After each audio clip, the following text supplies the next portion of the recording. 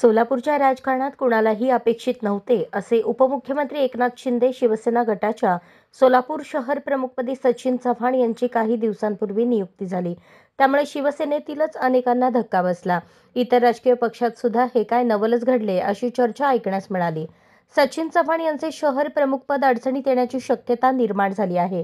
त्याला कारणही तसेच असून एकनाथ शिंदे यांच्या शिवसेनेतील युवासेना, महिला आघाडी, फादर बॉडी तसेच इतर अनेक ज्येष्ठ कार्यकर्ते या निवडीनंतर नाराज असल्याची चर्चा शिवसेनेच्या गोटात आहे।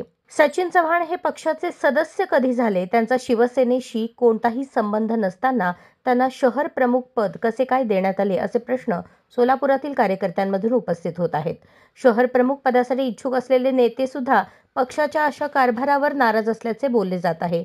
काँग्रेस पक्ष आणि भारतीय जनता पार्टी यामध्ये काम केलेल्या सचिन चव्हाण यांना शिवसेनेने सोलापूर शहराचे सर्वात मोठे शहर प्रमुख पद दिले।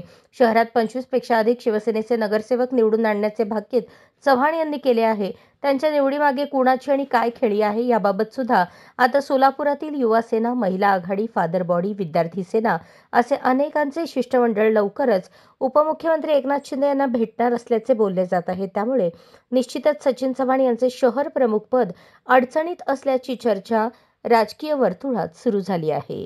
अशाच नवनवीन अपडेटसाठी जनता राज्य न्यूज चॅनलला सबस्क्राइब करा, लाईक करा आणि शेअर करायला विसरू नका।